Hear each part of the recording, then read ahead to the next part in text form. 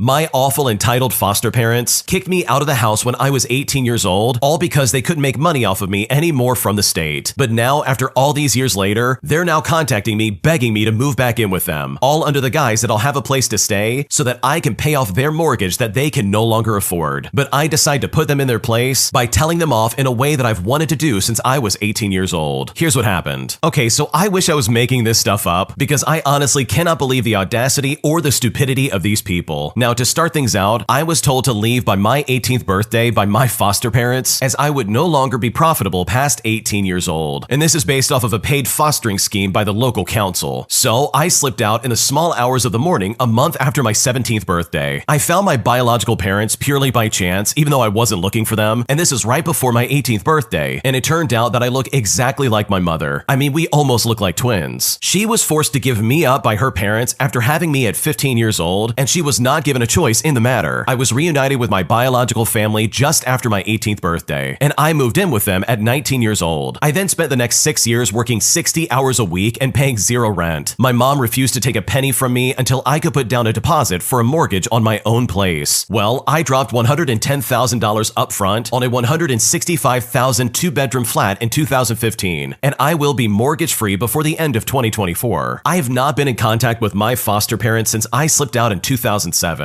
I never had any intent of keeping in touch with them, as they never once pretended to care about me during my childhood. I do, however, keep in touch with their biological daughter, Kelly. That's not her real name, and that's because Kelly is also someone who doesn't talk to them. She actually had my back during my childhood, and I had hers. Just before Christmas was done, they got in touch with Kelly and asked her if she still talks to me at all, and that they would like to get in touch with me. Kelly told them this was my choice to make and not theirs, and that she would forward a number to me. So I picked up an old burner phone and I texted back to them. I said to them, "What do you want?" They responded by saying, "Hi, how have you been? We've been worried about you all these years." I responded by saying, "Baloney. There is something you want from me. Don't waste my time with small talk, just get to the point already." They responded back by saying, "Okay, fine, you're right. We have something to ask. We are having trouble paying the mortgage after interest rates have gone up. So our repayment has also gone up. Would you consider moving back in with us to help out? We need some extra income for the next 15 years. You can have the bigger room with the in-suite bathroom this time." I responded back by saying, "I literally have 1 year left on my mortgage, and my repayments did not go up at all, and I might even be able to pay it off early. So no, I will not move in with you. Maybe you can try some nefarious activities or get another foster child to pay for your stuff." They responded back by saying, "There is no need to be rude to us. We are trying to help you here. We are offering you an opportunity. Do you have a job? I mean, what do you do for money?" I said to them, "Oh, I'm a doctor, and I diagnose you as completely stupid. Dr. Danny hereby prescribes you a nice tall glass of shut up, because you two must be really stupid if you want me to believe that you would be helping me out by having me pay to live with you. If ever I choose to tolerate your presence in my life again, it will be you paying for the privilege of my company." Well, when I said that, they definitely did not like that. They responded back by saying, "Oh, just forget it if you're gonna act like that." I texted back by saying, "Bye, have a nice day," and then they responded by swearing at me, in which I texted back by saying, "No thank you." Now at this point, I just turned off the phone and stuck it back in my forget it drawer. That was December 18th, and I had a great Christmas with my biological family and my foster sister, seeing how she spends Christmas with my parents rather than hers. Now you might think I was being harsh with my foster parents here, especially with all the stupid comments, but I assure you that they were gold medalists at doing the bare minimum as parents. I was fed and given clothing, I was given a room and a bed, and I was sent to school, but I had no toys, no birthday or Christmas presents, no care or love. I was basically just a lodger who got his rent paid by the state. And for them to now try to ask for my help whilst painting it as them helping me? No, I don't think so. My biological mother was more of a mother to me in the first day of knowing her than my foster mother was in 17 years. So I guess that's what you get when you neglect one child for his entire childhood, and then lose both of them because of it. Kelly slipped out the back at 17 just like I did, and I know that because I was the one to pick her up, and we've never felt better about moving on away from those awful people. Wow, they really do sound like pieces of work. Not only do they kick you out at 18 years old because they can't make any more money off of you, then all these years later, when you've established yourself and you've got all this money at your disposal and you have your own home and life, they step back in and say, "Hey, you should move back in. That way we can make our mortgage." It's like, what in the world is wrong with these people? Like, they definitely have got to have some kind of screws loose in their head if they think it's okay to treat people this way. So truly good for you for shutting them down and putting them in their place, because these foster parents don't sound like parents at all. And I guarantee you, if you did by some chance move back in with them, then all their terrible behaviors would come back and haunt you once again. If you like like Am I the Jerk, you're probably going to love Am I the Genius. Check it out, link down below in the description. Also, go to amithejerk.com/submit if you would like to submit your own stories. Am I the jerk for getting revenge on a former friend after they practically ruined my life and spread false rumors about me to everybody in my school? Because right now, I'm still getting over the way that I was treated, and at this point, I seriously don't know what to do. Here's what happened. Okay, so this story is a little hard to summarize due to the extreme amount of content, and I apologize if this story is really long.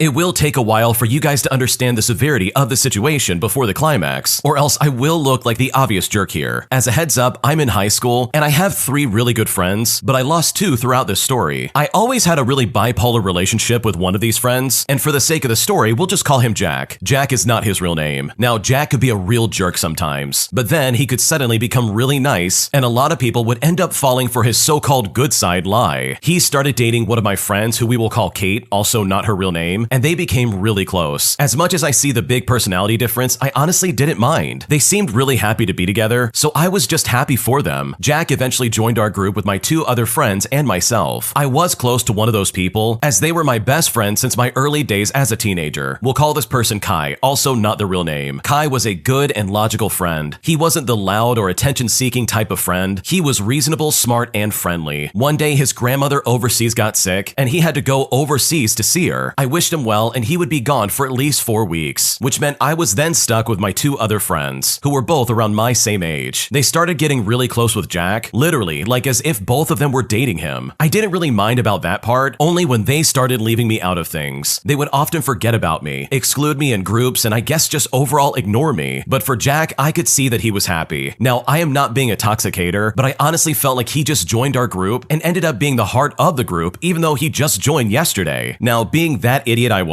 went to confront him privately first to see what he thinks about what's happening. So I asked him how he's doing and how he likes the new group. He replied saying it's good and that it's probably going to be his permanent group. I then get straight to the point and I ask him to maybe consider including me in more things, as I felt a little left out. Now, expecting him to be nice about it, I was met with literally the exact opposite. Here's how he responded. He laughed at me and then he said, "You really think I would go out of my way just so you can be friends with them? Just accept it. They like me better than you and there's nothing you can do about it." Now, when he said this, I was taken aback by this response, but I just walked away to avoid escalation. And just as a side note, our entire friend group, including Jack, are in the same class, and this will allow the story to make a little bit more sense. I then proceed to talk to my 2 other friends about what Jack had just said, but while I was doing so, he came along, and to avoid him finding out I was telling them, I just immediately left. After swiftly running away, I stopped and I feel my phone fall out of my back pocket. I pick it up, only to see that I accidentally butt recorded for about 3 minutes, and this will be important later on. After that, I just think that maybe it would be better if I just forgot about what he said, but unfortunately, I wasn't given that privilege. When I was in class, I was just minding my own business until I saw at the corner of my eye, Jack talking to the 2 of my friends. By the looks on their faces, they seemed shocked, like as if whatever he was saying, they believed him. Now, I honestly just brushed it off, and I thought maybe it was just a movie spoiler or something like that. But then my friend Kate came up to me with my other friend. We'll call this other friend Eve, which is also not her real name. They proceeded to say to me, "I can't believe that you would do that to Jack. You're such a jerk and you're officially out of our group." Now, after a bit of a heated conversation, I found out that Jack told them that I was the one who said all the things that he did, and that I cursed at him in the locker rooms, punched him, and said that's how he got his bruise, which I know for a fact isn't the case, because he got it from playing soccer 2 days ago. As much as I was mad, I didn't really care. I knew that they would come to their senses eventually, and that they would know that they were wrong. Now, I showed it quite obviously, and that didn't exactly satisfy Jack, as he probably wanted a reaction from me. So the next day I come in, and I walk into class only to see everybody staring at me. I look back at everybody and I raise my shoulders and take a seat. I then get paper thrown at me from behind and constant whispers with my name in it passed around. Now, I was extremely confused what exactly was going on, and I was greeted with more garbage during lunch break when a whole lot of kids called me insults and poured water all over me. After all of this, I still tried to not show any forms of anger. I now knew their intentions were explicit and that they just didn't like me. But why? Well, you see, Jack is quite a popular kid, and he's a well-known name around the school. He acts all nice and most people like him, and unfortunately, they tend to believe him a lot more. After talking to a quiet kid on socials, I found out that Jack spread really sick rumors about me, some of which were really petty, stuff like me cursing at him in DMs, and some of them were bad as direct threats, as well as physical violence against him. And when I heard about this, I knew that this wasn't going to be good for me. The next morning, I wake up with over 60 messages and 5 missed calls. I read them, and I swear 90% of them were threats against me, including that I somehow get hurt, as well as racist insults. Now, I am quite thick-skinned, but seeing all of this was just a little bit too much for me. I somehow built the guts to go to school that day, and I entered the classroom with 20 pairs of eyes giving me an evil stare. I got paper and books thrown at me, my name said next to very bad words, and worst of all, my two friends were laughing at me, and the teacher just didn't even notice. I then went outside at break to go and hide in some unknown corner of the school, as I was too scared to see anybody. The rumors were so bad, they were even being spread to higher year levels, which made me scared for my life after reading those messages. When dismissal came, I stayed in the classroom, pretending to clean up my books by dropping them and waiting for everybody to leave the school before leaving myself. Now, you're probably wondering why I didn't just tell the teachers or my parents. I get this question a lot when I'm telling friends and family this story, and it's because it was just hard. If you were in that situation, it would not have been so easy, as I felt like my life and my reputation was on the line. I go home and I thank God that it's Friday, and I keep getting countless messages on my phone. I end up blocking everybody, and I silence my phone to only focus on my homework and my studies. I mean, forget my social life. That can all go away now because it's all messed up thanks to one person. I couldn't sleep, and I kept reciting the awful things that people were saying to me. The weekend flies by, and bam, it's Monday. I try my best to pretend that I'm sick, but I was forced to go anyways. I walk in being as stealthy as I could. Also, I could be the first one in class. I look down at my book and I focus on nothing else but that. I can feel cold splashes of water hitting my back, but I just ignore it. Recess and lunch, I stay in the same corner still studying. It's like that every day for maybe the next 3 weeks, only getting worse every single time. Whether it be online or in person, the insults and the awful comments were everywhere. It went so far as to someone slapping my hand in class when the teacher was not around to see it. And some days my thoughts got really dangerous, and I was honestly not in a good headspace, with my feelings being really intense at the time. Well, one day I headed to that same corner, only to see Jack and this huge gang of people blocking my way. I tried to ignore it and I go around them, but they push me back. Jack then says to me, "I bet I could beat your weak, skinny self in a 1v1. Now, honestly, I go to the gym 5 times every single week, and I could say that I was pretty tall, but on the other hand, Jack was short and skinny. Sometimes I question why I couldn't have just physically intimidated him in the first place, but it was 1 versus 7, so it was pretty impossible. I then rebuttal to his argument, and I say to him that I'm sorry for whatever I did, and I just want you to leave me alone. Well, they then pushed me to the ground and proceeded to attack me. Things got really bad, and I got really injured, and it's right about then that I started to run. And not just run away, I ran out of the school itself. After getting home, my parents got an absent email, and I just made up some dumb excuse. That night, I laid in bed thinking about a way I could finally end this. I watched videos on how to negotiate and how to de-escalate arguments, but then one particular video catches my eye, and this is a self-defense tutorial. I watch this, and then I watch more and more videos among that line. I remember doing martial arts when I was younger, when I was about 5 years old, but I quit all that when I started high school. I proceeded to practice all night to perfect my technique, only to then continue that for 2 more nights. And that's until I finally built the courage to confront him myself. I go up to him and I gaze into his eyes. His idiot buddy's watching from behind, and he said, "What are you up to, loser? What do you want now?" I tell him to stop whatever he's doing and to tell everybody the truth. He denies speaking any lies, and then he attacks me again. But this time, I don't flinch, and he just does it again. But then I decide to finally defend myself, and in the end, he holds his jaw and falls backwards. His friends defends him by trying to restrain me, but I lash out and I defend myself against them as well. I can feel all of their insults and awful comments towards me that has just built up for so long coming back to me now. I then break away from one of the kids and I go after Jack. A huge upperclassman stands in my way and pushes me back, but I was able to defend myself and continue my chase. His friends try to stop me, but all of them fail every single time. I see him standing next to my 2 friends pointing at me, and then it hits me, my phone recording. I catch my breath, pull out my phone, and I look for the video, and loud and clear was everything that I said. My friends look shocked as I played it again and again and again. His friends finally arrives, and I play the same thing over and over again to their faces. He immediately denies it, saying that I said stuff to him online, but I ask for screenshots and he quickly changes the subject. After everybody seems to start believing that everything he said was a lie, he finally confesses and says he did it, but blames it on his past experiences and his ADHD, as well as claiming that he has friendship problems too. I scoff loudly and I say the most proud words I've ever said. I said to him, "You really think ADHD did this? You really think all of your friends have to do with this? Imagine being rejected by your only friends, waking up every day to awful comments sent right to your phone, and not being able to study because all you jerks wanted to do was hurt me. I've had enough of you and I'm reporting you to this school." And yes, I was recording that the whole time. I then get messages from 3 people. The first and most funny one was from Jack, begging that I not tell the teacher, which I was dumbfounded by. The other 2 were my friends begging for my forgiveness, so I just blocked them and carried on. Soon the word spread, and I was out of people's conversations, and now it was Jack's turn. Now that I felt safe, and after I told the teachers, Jack was suspended for 10 days due to bullying, and anybody who sent me awful messages was also suspended too, and all I got was detention for getting in a fight. They said they wouldn't have given me the detention because I was only defending myself from them, but they had to do it due to the school rules, which I understood. I honestly feel like I could have toned down the fighting a little bit, but it was real for me, so it was really hard to control. Now, I am still trying to get over some of the things that were said online to me, as some of it was very personal, but for now, I think I'm going to be alright. Wow, that's a crazy circumstance. And you know what? I know exactly where the original poster is coming from, and I know how hard it is to be in high school and to have people reject you and constantly coming after you. I'm someone myself who dealt with a lot of bullying, and I had a really hard time in high school and middle school, so I really sympathize with the original poster and their story and all the stuff they went through. And you know what? Some might think that this is not an accurate representation of being a high school student, but this is not too far away from my experience in high school, as well as several other people's experiences when they went through high school as well. And honestly, if you never went through this, I commend you and I applaud you, because this kind of stuff happens a lot more than you might realize. Kids get bullied for really stupid reasons, and it's never a simple situation to get out of. I can say for myself that getting in a fight like that is not a good idea. In my opinion, it's always the best idea to find a teacher or a parent and explain exactly what's going on and trying to find a solution that way. So honestly, I hope the original poster's life has gotten a lot better, because what they described from their high school experience honestly sounded awful, and hopefully nothing like that ever happens ever again. Am I the jerk for telling my wife that she's brainwashed, all because she wants to watch the Super Bowl simply because of Taylor Swift? Because right now she is really mad at me and she's demanding an apology, and at this point I seriously don't know what to do. Here's what happened. So I'm a 27-year-old male, and I've been watching American football since I was a kid. I am a huge New England Patriots fan, and my wife has never watched it, and we've been together for almost 10 years. She is athletic and she does like sports, but she always said watching sports on TV is a huge waste of time, which is completely fine. I respect that. And she never said that I shouldn't watch it or try to nag me about it. My wife is a huge Taylor Swift fan, so now that she is dating Travis Kelce, my wife suddenly shows great interest in football and even started watching it, with her of course supporting Kelce's team. And honestly, that felt a little weird to me. For example, she made fun of me when I was in a bad mood when the Patriots lost and said that it's stupid to feel that way because it's only sports. But now she's fully invested in the Super Bowl, and we are not even American. But I didn't say anything because at least she shows interest in football. For the last few years, it became a tradition that me and my 3 friends watch the Super Bowl at my place. The first time was in my parents' house, and now it's in my apartment. My wife never joins us, so it's become a guys' night. Well, a couple of nights ago, she said that she wants to host a Taylor Swift-themed Super Bowl party, and she wanted to invite her friends. I said to her that they are more than welcome to join us, but that I won't host a Taylor Swift-themed party in my apartment on what was supposed to be a guys' night planned well in advance. Well, she started screaming that I was being rude to her. Then I told her what I think about all of this, so I told her that I can't believe she even wants to watch it after all the comments of how it's such a waste of time, that I can't believe she changed all of her views just because of Taylor, and that she's just being brainwashed by the media. Well, now she's mad at me and she wants me to apologize. So honestly, am I the jerk in this situation? What should I do? Okay, a few things to point out. There might have been some kind of middle ground you could have gone to when it comes to like planning a party, and I think if you said, hey, I don't want to have a Taylor Swift themed party, but we can have some kind of party in general, like maybe compromise a little bit so the both of you can be happy with this party while still preserving that you want your friends there and you want to have a good time. But I think all of that went straight out the window the second you called her brainwashed and you said, wow, you don't even like any of this. Like, it really seems like you're trying to like gatekeep the situation, and in my opinion, that is such a terrible way to go about doing this. Like, think about it. For the first time in your 10-year relationship, your wife is actually interested in football. And sure, it took Taylor Swift of all people to make that happen, but at least you now have some kind of like common hobby. But I really think you blew any kind of opportunity of having that continue in the future after you said that your wife is brainwashed. Like, that's incredibly toxic, and I think you really do need to apologize. So in my opinion, I think you're the jerk, and I think you should have handled that way better than you actually did. When you subscribe, make sure to hit the bell to turn on notifications. To finish listening to all the stories, check out the playlist at the top of the description. And if you want some chill music to put on in the background, check out easymode.com. If you like Am I the Jerk, subscribe to Am I the Genius. Everything will be linked down below in the description.